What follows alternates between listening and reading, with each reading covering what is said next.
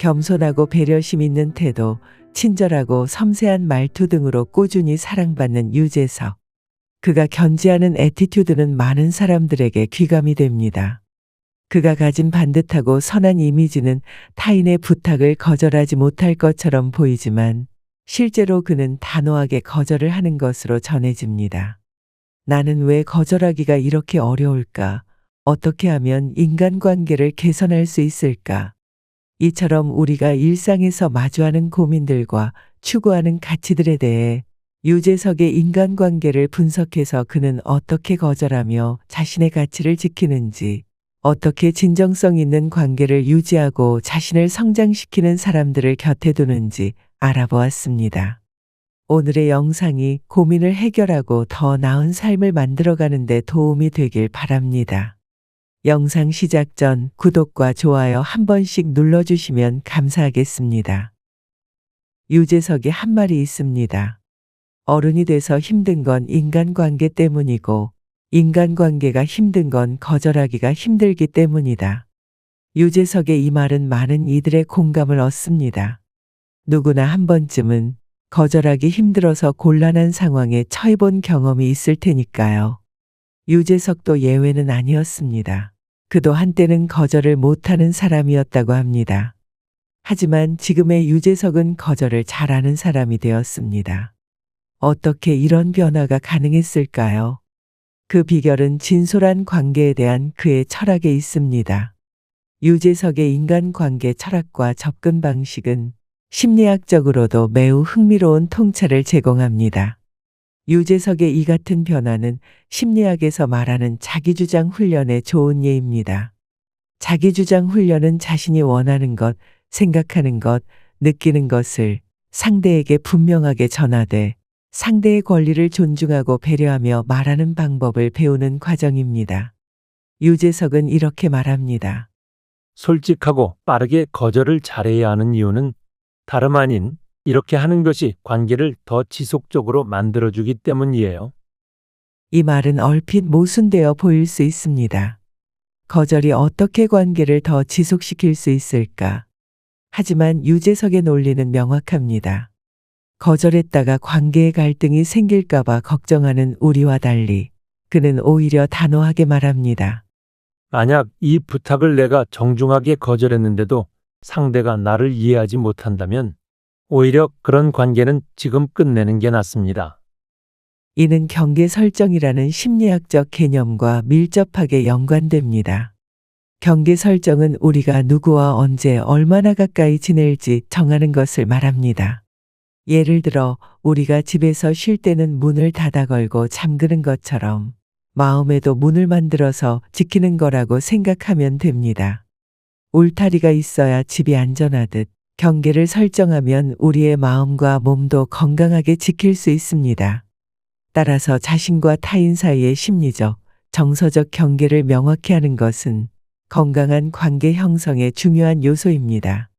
유재석은 이러한 경계 설정을 통해 자신의 정체성을 지키면서도 진정성 있는 관계를 유지하고 있는 것입니다. 단호히 거절하는 유재석의 이런 태도는 냉정해 보일 수 있습니다.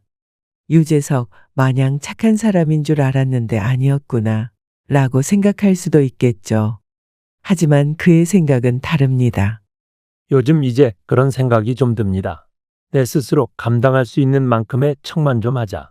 나를 착하다고 상대방이 생각하더라도 내가 할 수 있는 만큼의 착한 척만 하면 되지. 그 이상을 다른 사람들이 바라는 만큼 다 할 수가 없잖아요. 나도 똑같은 사람인데. 유재석의 이러한 태도는 자신의 한계를 인정하고 그것을 타인에게 명확히 전달하는 자기 주장의 핵심과 타인과의 경계 설정을 잘 보여줍니다. 이런 유재석의 철학은 그가 관계를 맺는 방식에도 고스란히 드러납니다. 그는 몇 가지 유형의 사람들과는 과감히 관계를 끊는다고 합니다. 첫 번째로 연락이 지속적으로 잘 되지 않는 사람입니다. 친구들 사이에도 연락 잘 안 되는 친구들이 있거든요. 저는 그런 친구들하고 관계를 오래 유지 안 합니다. 연락을 했는데 안 받다가 한 3일 뒤에 연락이 와서 그때 내가 잠을 자고 있었어 라고 하는데 아니, 무슨 잠을 3일 동안 안 깨고 잡니까? 말이 안 되는 소리죠. 이런 사람은 저는 관계 유지를 하지 않습니다. 두 번째로 비속어가 습관이 된 사람입니다. 유재석은 욕설을 극도로 싫어합니다. 어느 순간 욕하는 게 너무 싫더라고요. 욕을 듣기도 싫고 내가 하는 것도 너무 싫어서 욕을 잘 안 해요.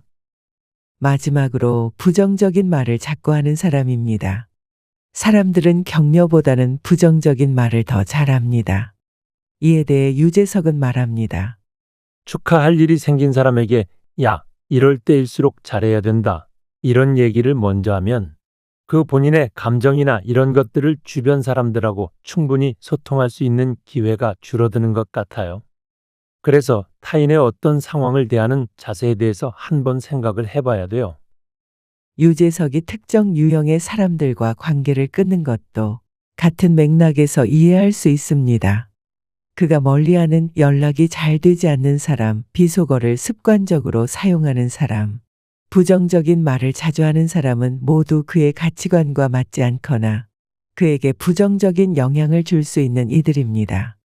특히 악플에 대해서 강경한 입장을 취하는 유재석의 태도는 주목할 만합니다. 악플은 욕하는 글인데 그것을 의견이라고 얘기하시는 분들이 있거든요. 근데 그건 의견이 아닙니다. 욕하신 거예요. 라는 그의 말은 인지적 재구조화에 좋은 예입니다. 단어가 좀 어려운데 풀어보면 이렇습니다. 우리가 생각하는 방식을 바꾸는 방법을 말하는 것으로 어떤 상황에서 부정적이거나 불안한 생각을 할 때 그 생각을 긍정적이거나 현실적인 생각으로 바꾸는 것을 말합니다. 예컨대 시험을 앞두고 난 시험을 망칠 거야 라고 생각할 수 있지요. 이 생각은 더 불안하게 만들고 집중도 안 되게 합니다. 그런데 인지적 재구조화를 사용하면 난 준비를 잘했고 최선을 다할 거야 라고 바꿀 수 있습니다. 이렇게 하면 좀 더 차분해지고 시험을 더 잘 볼 수 있는 자신감도 생기는 거죠. 즉, 인지적 재구조화는 우리의 부정적인 생각을 긍정적이고 현실적인 생각으로 바꿔 마음을 더 건강하게 만드는 방법이라고 할 수 있습니다. 유재석은 이러한 방법으로 악플을 단순한 의견이 아니라 해로운 행위로 재정의하고 그것이 자신에게 미치는 부정적 영향을 줄이고 있는 것입니다. 또한 유재석은 그런 식의 비방과 욕설이 결국 그 사람의 인생을 만든다고 믿습니다. 실제로 내가 하는 말과 행동이 내 인생을 만들어 간다라는 것을 많이 느끼거든요. 평소에 욕을 많이 하면 진짜 욕할 일들만 생겨요. 악의적이고 나쁜 글들을 쓰시는 분들은 그 댓글이 본인의 인생을 만든다는 걸 본인이 좀 아셨으면 좋겠습니다. 반면 유재석이 좋아하는 사람들의 특징은 그의 높은 정서적 지능을 보여줍니다. 그가 좋아하는 유형의 사람은 첫째, 말보다는 행동으로 보여주는 사람입니다. 그는 김혜자 선생님을 예로 들며 뭔가 많은 얘기를 하시는 것보다 저희 후배들에게 아니면 보시는 많은 분들에게 몸소 보여주시는 분이 김혜자 선생님이 아닌가 생각해요. 삶으로 직접 보여주는 사람이신 거죠. 라고 칭찬합니다. 둘째, 자신에게 진심 어린 관심과 애정을 보여주는 사람입니다. 유재석은 과거 방송계에서 무시를 받던 시절 자신을 알아봐준 김성윤 PD에 대해 깊은 감사를 표합니다. 제 인생을 바꿔준 PD님 중에 한 분이 김성윤 PD님이에요. 저는 김성윤 PD님을 통해 단 한 사람의 관심과 애정이 어떤 사람의 인생을 바꿔 놓을 수 있겠구나 알게 되었어요. 만약에 김성윤 PD님이 그때 저를 이끌어주지 않았다면 어떻게 되었을지 모르죠. 나태주 시인님이 그러셨잖아요. 자세히 보아야 예쁘다. 바로 김성윤 PD님이 저를 그렇게 봐주신 거죠. 그 한 분이 아니었으면 저는 진짜 오늘 이 자리에 없었을 수도 있겠죠. 이와 같이 자신이 좋아하는 사람들을 높이 평가하는 모습에서 우리는 유재석이 자신과 타인의 감정을 잘 인식하고 이해하며 이를 바탕으로 관계를 관리하는 능력이 뛰어남을 알 수 있습니다. 인간관계는 물감과 캔버스와 같아서 어떤 색을 쓰느냐에 따라 캔버스의 모습이 달라집니다. 그래서 좋은 사람들과 함께할 때 우리도 좋은 사람으로 채색될 수 있습니다. 사람은 주변 환경과 타인을 관찰하고 모방함으로써 학습합니다. 유재석은 이를 인식하고 의식적으로 긍정적인 영향을 주는 사람들과 교류하려 노력하는 것으로 보입니다. 이는 결국 매슬로우의 욕구 위계 이론 중 최상위 단계인 자아실현으로 이어집니다. 유재석은 자신의 가치관에 따라 살아가며 지속적으로 성장하려는 모습을 보여주고 있는 것입니다. 유재석의 관계 철학은 단순하면서도 깊이가 있습니다. 진솔한 관계를 만들고 자신의 가치를 지키며 서로를 성장시키는 관계를 소중히 여기는 것. 이는 깊은 자기 이해와 타인에 대한 통찰, 그리고 지속적인 자기 성장의 결과입니다. 유재석의 철학은 우리에게 중요한 질문을 던집니다. 우리는 과연 어떤 관계를 맺고 있으며 그 관계 속에서 우리 자신과 타인을 어떻게 대하고 있는지 말이지요.